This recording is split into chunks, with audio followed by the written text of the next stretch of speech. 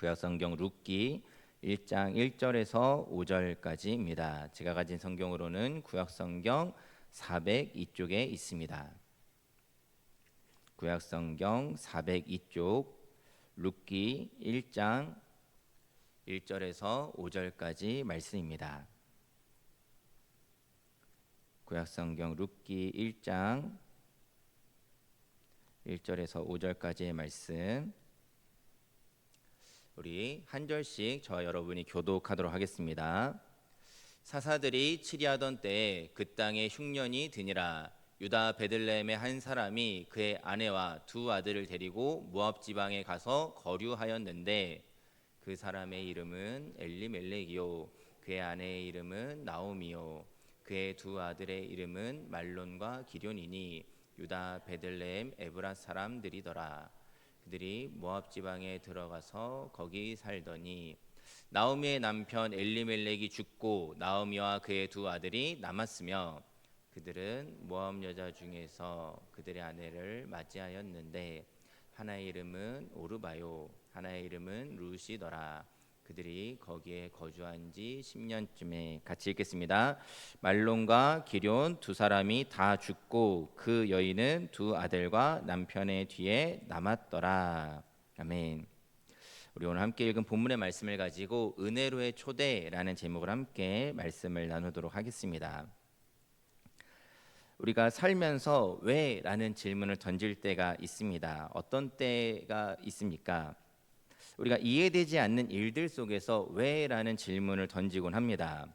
그런데 우리가 무언가가 잘 되었을 때보다는 그렇지 않을 때 더 그런 모습을 보입니다. 내가 무언가 잘 되었을 때에는 왜 잘 됐지? 라는 어떤 생각보다는 역시 잘 됐어, 이런 식으로 좀 생각하기 마련인 것 같습니다. 그런데 내 뜻대로 되지 않을 때, 내가 생각하지 못했던 고난과 어려움이 찾아올 때 왜 그럴까? 왜 내게, 왜 우리에게 이런 일이 생겼을까라는 질문을 던지게 됩니다. 우리에게 찾아오는 고난을 마주하면서 우리는 고난의 이유를 찾곤 합니다. 왜 고난의 이유를 찾습니까? 원인을 분석하고 다음에는 이 고난을 피하고자, 이 고난을 예방하기 위해서입니까? 혹시 그보다는 책임을 묻고 싶은 마음으로 왜? 라는 질문을 던질 때가 있지는 않습니까? 더 정확하게는 책임을 돌리고 싶은 마음일 때가 우리에게 있지는 않나 싶습니다. 어떤 일이 우리에게 발생했을 때 왜 그럴까? 이거는 누구누구 탓이야. 왜 그럴까? 이거는 환경이 이래서 문제인 거야. 왜 그럴까? 이거는 구조적인 문제야. 결론적으로 뭡니까? 아무튼 내 탓은 아니야 라는 식으로 우리가 혹시 결론 내리기 위해 우리가 어떤 문제에 관해서 나의 책임을 회피하고 싶은 우리의 연약함으로 이런 모습을 나타내고 있지는 않습니까? 우리가 성경을 읽을 때에도 이런 모습이 나오고는 합니다. 어떤 성경의 인물과 사건들을 바라보면서 누군가가 어떤 선택을 하고 그 일의 결과가 좋지 않음을 보면서 쉽사리 이런 생각을 합니다. 역시 저건 하나님의 심판이야. 그건 하나님의 심판이지 라면서 특정 인물들에 대해서 우리가 비난하기 쉽습니다. 사실 이것이 비단 성경의 이야기만이 아니라 우리 주변의 일상 가운데 바라보는 일들 가운데 우리는 때로는 그것을 어렵지 않게 해내곤 합니다. 오늘 우리가 읽은 본문 속 엘리멜렉이라는 인물과 관련해서도 그렇습니다. 그의 죽음은 하나님의 심판으로 보입니다. 그가 잘못 선택한 결과로만 보이기 때문입니다. 그런데 우리가 한번 이렇게 생각해 보았으면 좋겠습니다. 만일 그 인물이 나라면 어떻습니까? 그 어려움을 당한 사람이 바로 나라면 우리는 그때도 여전히 똑같은 잣대로 이거는 하나님의 심판이야 라고 쉽게 말할 수 있을까요? 단정적으로 이것을 하나님의 심판이라고 우리가 어떻게 말할 수 있겠습니까? 우리가 룻기를 읽어갈 때 이러한 극단적인 관점을 주의할 필요가 있습니다. 단편적인 모습으로 전체를 판단한다면은 이 룻기의 최종적인 메시지를 흐리게 되는 일이 될 수 있다라는 것이죠. 우리가 오늘 읽은 이 본문 룻기는 사실 1절에서 5절까지만 보자면은 이 룻기에 대한 배경의 굉장히 일부만을 이야기하는 내용입니다. 그래서 오늘 룻기 설교지만은 룻이 없습니다. 룻은 안 나옵니다. 하지만 그 안에 담긴 하나님의 뜻이 있음을 기억하며 오늘 이 말씀을 나누어 보려고 합니다. 오늘 본문의 배경이자 이 룻기의 배경은 사사 시대입니다. 오늘 본문 1절에서도 가리켜 말하기를 사사들이 치리하던 때라고 말하고 있습니다. 이 사사 시대라는 것은 가장 우리가 사사기를 읽으면서 자주 나오는 문장이기도 하죠. 왕이 없으므로 자기 소견에 옳은 대로 행했다라는 것이 어떻게 보면 사사기의 특징이고 사사 시대의 특징인데, 오늘 이러한 사사 시대 가운데 이 흉년이 찾아오면서 오늘 룻기의 이야기가 시작되고 있다라는 점입니다. 이 흉년을 피하고자 엘리멜렉은 아내와 두 아들을 데리고 베들레헴을 떠나 모압 지방으로 넘어가게 됩니다. 성경은 이 엘리멜렉이 구체적으로 모압 어디로 향했는지 밝혀주지는 않습니다. 그냥 모압 지방에 갔다라고 하지 구체적으로 모압의 어디를 갔는지 그것은 이야기하지 않고 있습니다. 단순히 엘리멜렉이 거처를 옮겼다는 사실 자체에 초점을 두고 있는 것이죠. 그런데 거기서 얼마 살지도 못하고 엘리멜렉이 죽음을 맞이하게 됩니다. 여러 정황과 이런 것들을 살펴볼 때 엘리멜렉이 가족들을 데리고 모압으로 가고 길지 않은 시간, 굉장히 짧은 시간 안에 이러한 일이 벌어졌다라는 것을 추측해 볼 수 있습니다. 이러한 그의 죽음에 관해서 하나님의 심판을 받았다라고 생각하기가 쉽습니다. 실제로도 그렇게 생각할 만한 근거들이 있기 때문입니다. 이스라엘 민족에게 있어서 땅은 하나님께서 약속을 따라 주신 기업입니다. 여호수아 19장 15절과 16절에도 보면은 이 스불론 자손들에게 기업이다라고 얘기하게 하면서 그 중에 이 베들레헴이 언급되는 내용이 나와 있습니다.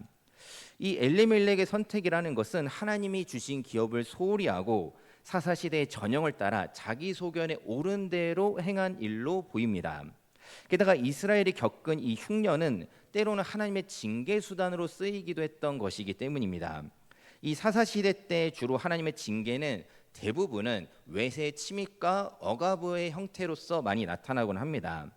그런데 이 사사시대의 모습에 때로는 이 흉년과 하나님께서는 이 흉년과 기근을 통해서 당신의 백성을 징계하시는 일도 있었습니다. 그런 점에서 오늘 이 사사시대 속에서 이스라엘을 덮친 이 흉년은 하나님의 징계로도 볼 수 있다라는 점입니다. 그리고 엘리멜렉은 이러한 하나님의 징계를 피해 모압으로 도망쳤다라고 이해할 수 있는 것이죠. 이러한 관점으로 보면 엘리멜렉은 하나님의 심판을 받아 모압 땅에서 죽음을 맞이했다라고 말할 수 있겠습니다. 그런데 오늘 우리가 다시 한번 이 본문을 살펴보면서 그것이 전부인가라는 질문을 좀 던져보려고 합니다. 그가 베들레헴을 떠나서 모압 땅으로 가서 하나님의 심판을 받았다. 이것이 정말 성경이 우리에게 말씀하는 전부인가라는 질문을 던져볼 필요가 있습니다. 시점을 조금 옮겨서 두 아들에 관해서도 잠깐 얘기해 보겠습니다. 이 엘리멜렉이 죽고 나오미와 함께 모압 땅에 남은 말론과 기럯은 어떤 일을 합니까? 모압 여자 중에서 아내를 취합니다. 아내를 맞이합니다. 그래서 한 사람은 오르바요, 한 사람은 루시다라고 그 이름을 우리에게 소개하고 있습니다. 그리고 결혼해서 가정을 꾸리고 약 10년을 보냈다라고 이야기하는데 어떻게 보냈는지 뭐 그러한 자세한 정황들은 나와 있지 않고 오늘 본문은 이 두 사람이 결국 그 10년 후에 죽음을 맞이했다라고 이야기하면서 이 말론과 기럯에 대해서 설명을 마칩니다. 이 말론과 기럯의 죽음은 또 어떻습니까? 이것 또한 하나님의 심판일까요? 우선 말론과 기럯이 이방 여인과 결혼했다라는 점에 우리는 먼저 주목하게 됩니다. 그리고 하나님의 백성이 이방 여인과 결혼한 일은 문제라고 생각이 됩니다. 그런데 성경을 자세히 보면은 사실 이 문제가 판단하기 어려운 지점이 존재를 합니다. 신명기 7장을 보면은 가나안 정복을 앞두고 모세를 통해 하나님께서 말씀하신 내용 중에 이 차지할 땅의 민족과 섞이지 말라라고 경고하시는 내용이 있습니다. 신명기 7장 3절과 4절 말씀에 보면은 모세를 통해 이러한 말씀을 하셨습니다. 우리 말씀을 같이 한번 읽어보도록 하겠습니다. 시작. 또 그들과 혼인하지도 말지니 내 딸을 그들의 아들에게 주지 말 것이요 그들의 딸도 내 며느리로 삼지 말 것은 4절 그가 내 아들을 유혹하여 그가 여호와를 떠나고 다른 신들을 섬기게 하므로 여호와께서 너희에게 진노하사 갑자기 너희를 멸하실 것임이니라. 아멘. 오늘 이 신명기 7장 3절과 4절의 말씀으로 보면은 이 말론과 기럯이 한 일은 이방 여인과 결혼해서 하나님의 말씀을 어겼기 때문에 이 율법을 어겼기 때문에 심판을 받은 것으로 볼 수도 있습니다. 그런데 사실 우리가 지금 신명기를 다 읽지 않았기 때문에 놓칠 수 있고 간과되어지는 부분은 무엇이냐면은 이 모세를 통해 하나님께서 어느 족속과 결혼하지 말라라고 말씀을 하십니다. 그런데 여기에 사실 모압이 언급이 없습니다.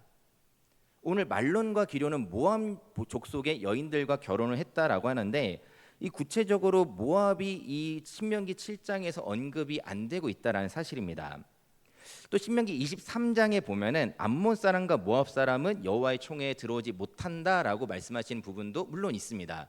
또 이 모압에 관해서 하나님께서 어떻게 대하시는가 이런 부분들을 살펴볼 때 사실 이 모압 여인과의 결혼이 그렇게 긍정적이지 않다라는 것은 분명합니다. 하지만 이 율법에 근거했을 때 문자적으로 정말 이 무엇이 문제인가라고 했을 때는 조금 다른 문제가 될 수 있다라는 것이죠. 그리고 이방 여인과 결혼한 것 자체를 우리가 문제 삼기 시작하면은 애초에 이 룻기 전체가 성립이 되지 않는 지점이 있습니다. 무엇이냐면은 뭐 룻기의 내용들을 다들 잘 아시다시피 이 모압 여인 룻이 이후에 누구와 결혼합니까? 보아스라는 인물과 결혼하죠. 이스라엘 민족 안에서 결혼을 합니다. 그러면은 이 보아스는 율법을 어긴 걸까요? 애매해지죠.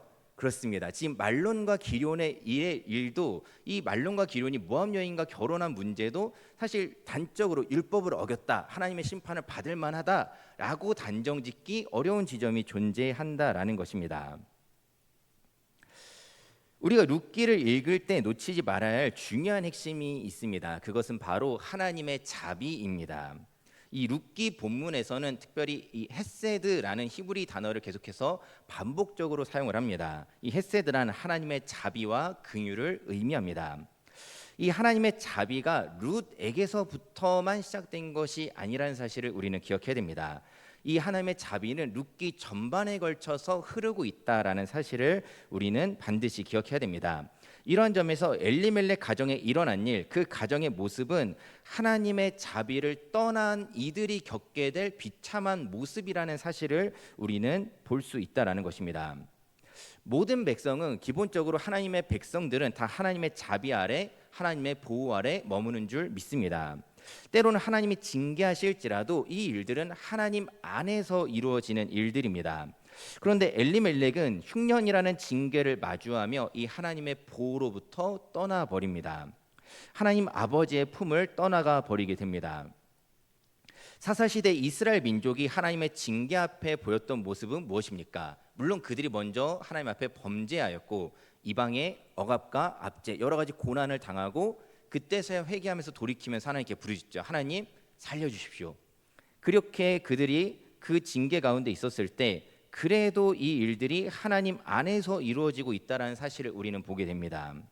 그래도 하나님께 부르짖으며 하나님께서 보내신 사사를 통해 하나님께서 여전히 그들을 이끄시고 보호하신다는 사실을 하나님께서도 분명하게 보여주십니다. 우리가 부모가 자녀를 양육할 때 훈계와 징계할지라도 어떻게 합니까? 이제 저의 어린 시절을 떠올려봐도 충분히 쉽게 그려지는 것은 무엇입니까? 우선 혼내죠. 징계가 있습니다. 뭐뭐뭐 잘못했지, 몇 대 맞을래, 팍팍 이렇게 다 진행이 됩니다.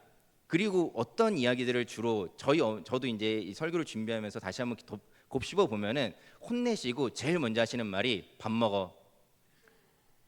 그리고 밥을 다 먹습니다. 막 이제 뭐 밥을 넘어가든 넘어가지 않든 우선 밥을 먹습니다.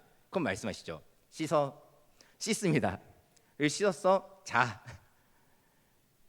아무리 혼나고 뭐 해도 굶기지 않고 씻고 잠자는 일 다 하게 하십니다. 그 일들을 내가 그 집에서 우리 부모님 집에서 다 할 수 있도록 허용해 주시죠. 그런데 만일 부모님이 나를 혼냈다고 해서 그 집을 뛰쳐나가 버리면 어떻게 되겠습니까? 오늘 이 엘리멜렉 가정의 모습은 누가복음에서 예수님께서 비유로 말씀하셨던 소위 탕자 이야기와 비슷한 점이 있습니다. 이 탕자 이야기의 내용을 우리가 잘 알고 있지만 간단하게 한번 다시 정리하자면은 이 아버지께 받을 유산을 미리 받아서 외국으로 나가 허랑방탕하게 살죠. 그 아들이 어떻게 됩니까?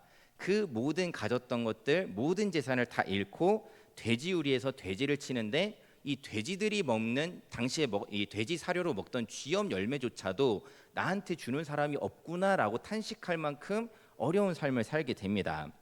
자, 그런데 여기서 우리가 오늘 이 누가복음 비유가 오늘 핵심은 아니지만은 오늘 이 이야기 속에서 이 아들이 겪은 고난은 아버지의 징계입니까? 이 탕자 이야기 속에 탕자가 겪은 고난은 실은 아버지가 너 이 녀석 괘씸하다라고 하면서 실은 이 아들을 곤경에 처하게 하려고 그 아버지가 그 아들을 돼지우리로 쫓아내서 일어난 일입니까? 그렇지 않다라는 것이죠. 그가 그 고난을 당한 이유는 아버지가 그를 징계해서라기보다는 그가 아버지의 품을 떠났기 때문이라는 것이죠. 오늘 이 엘레멜렉 가정의 모습과 이 이야기도 마찬가지입니다. 그들의 고난과 죽음은 하나님이 약속하신 땅을 떠나서 하나님의 품을 떠났기 때문에 일어난 비참한 비극이라는 것입니다. 우리가 그들의 어떤 일들이 물론 합리화해서는 안 됩니다. 이 엘리멜렉과 말론과 기련이 실은 잘한 거다 그런 이야기를 하는 것은 절대로 아닙니다. 다만 그들이 고난 당한 일을 가지고 저건 하나님의 심판이야. 저들은 하나님의 심판을 받아 마땅한 사람들이야 라고 쉽게 정죄하기 전에 우리가 먼저 기억해야 되는 것은 무엇이냐면은 하나님께서 우리를 심판하시는 것에 초점 두기보다 하나님 아버지의 그 자비의 품을 떠난 인생이 어떻게 되는지를 우리는 주목해야 한다는 사실입니다. 이 엘리멜렉의 가정의 모습을 통해서 우리는 하나님 아버지 품을 떠난 이들의 이 비참함을 잘 볼 수 있습니다. 우리의 초점이 지나치게 이들의 죽음에 두어서는 안 될 것입니다. 지나치게 이들의 죽음에만 초점을 두면서 이것은 하나님의 징계요 심판이다라고 정죄하는 것은 우리가 접어둘 필요가 있습니다. 이 룻기의 배경을 통해서 하나님 안에 거해야 하는 이유를 우리는 찾을 수 있어야 됩니다. 하나님 아버지 품 안에서 살아야 하는 이유를 찾아야 합니다. 특정 인물을 비난하는 인과응보의 시선을 거두고 하나님의 자비를 바라볼 수 있어야 합니다. 이것은 오늘 룻기를 바라볼 때만이 아니라 우리의 인생들을 바라볼 때도 마찬가지입니다. 이런 일들이 물론 없어야겠지만은 때로는 우리 주변의 인물들 가운데 때로는 이 엘리멜렉 가정과 같은 일들을 겪는 이들을 볼 때도 있습니다. 하지만 그런 이들을 우리가 바라볼 때 혹여 저 사람들이 교회를 떠나서야, 저 사람이 신앙생활 제대로 안 해서야 라는 식으로 우리가 그것을 쉽게 정죄하는 일들을 멈춰야 한다라는 것이죠. 오히려 정말 그 사람이 하나님 아버지의 품을 떠난 것처럼 보인다면은 불러드려야죠.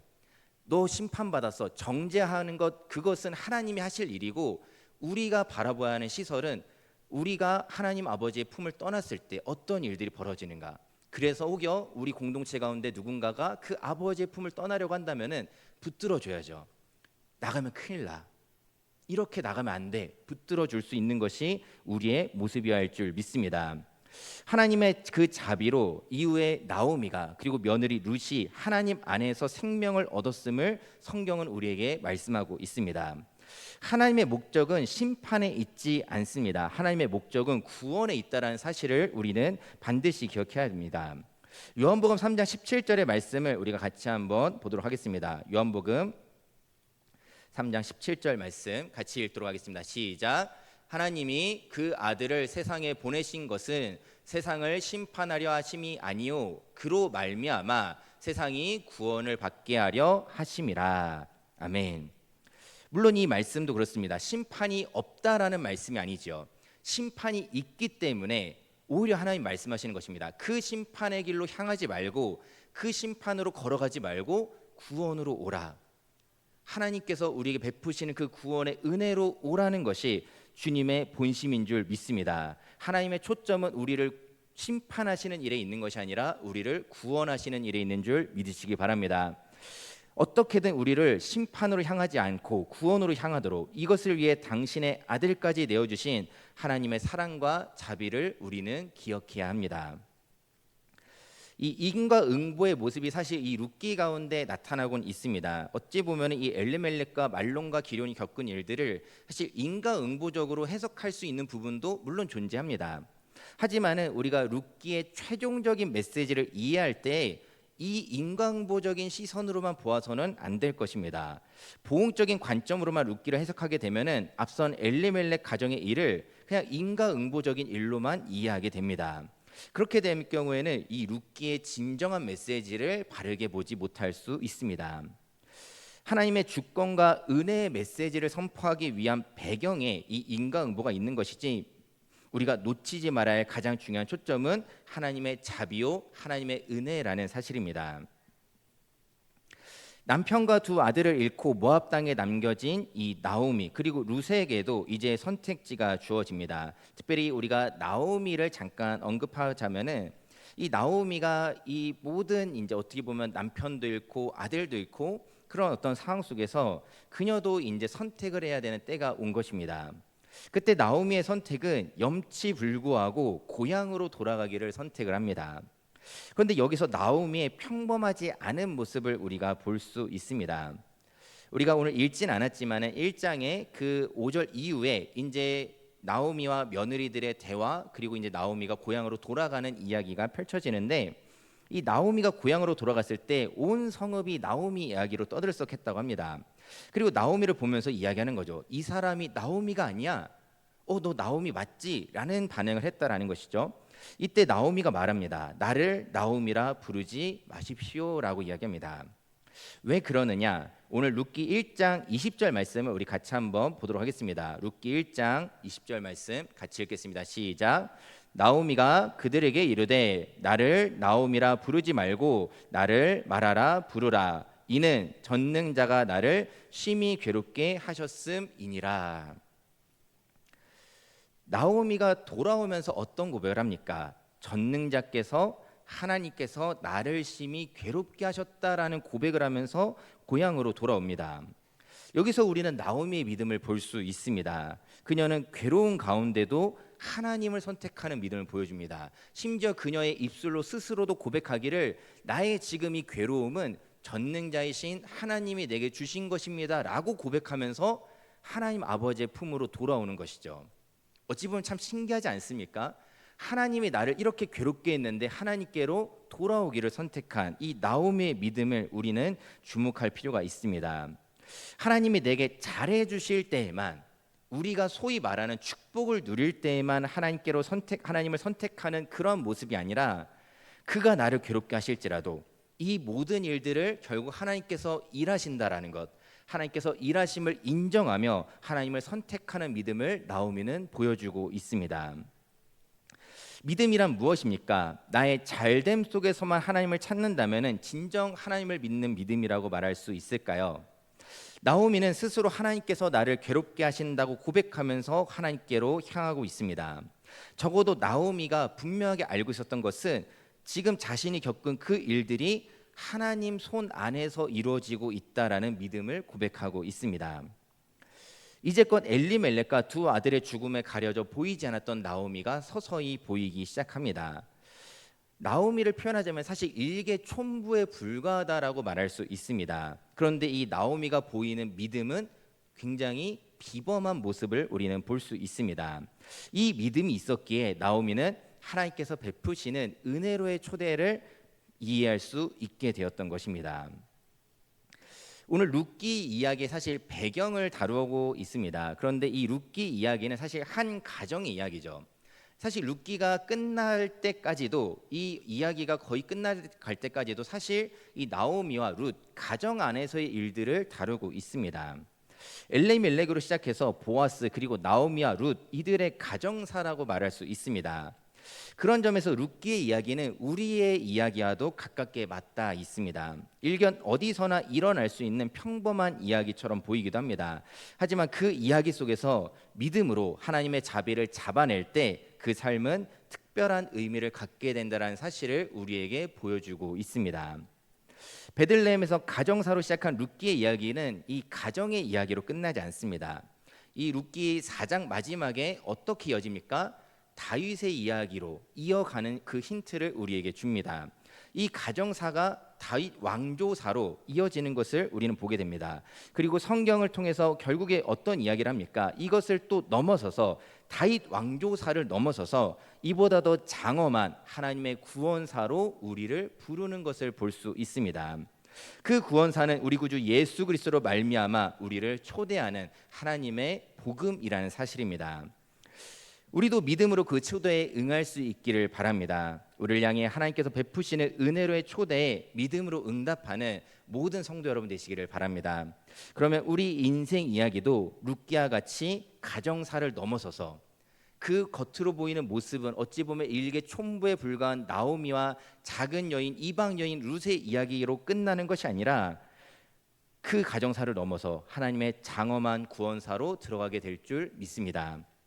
우리가 마주하는 현실에서 믿음으로 살아가시기 바랍니다. 오늘 이 나오미의 모습을 통해 또 이 룻기의 배경을 통해 하나님의 자비가 여전히 우리 삶 가운데 흐르고 있다는 사실을 기억하시기 바랍니다. 우리가 하나님의 품을 떠나지 않으면 다시 혹여 하나님의 품을 떠났을지라도 다시 하나님께로 돌아갔을 때 하나님께서 그 자비로 그 생명을 살리시고 이끌어 가심을 믿으시기를 바랍니다. 믿음으로 이 하나님의 부르심에 응답하시기를 바랍니다. 우리 삶에 흐르는 하나님의 자비를 붙드시기를 바랍니다. 그 자비가 우리 인생을 이끄는 가장 강력한 힘이 될 줄 믿습니다. 그 믿음으로 우리 삶을 계속해서 이끌어 가시는 하나님을 붙들며 살아가는 우리 모든 성도 여러분 되시기를 주님의 이름으로 축원드립니다.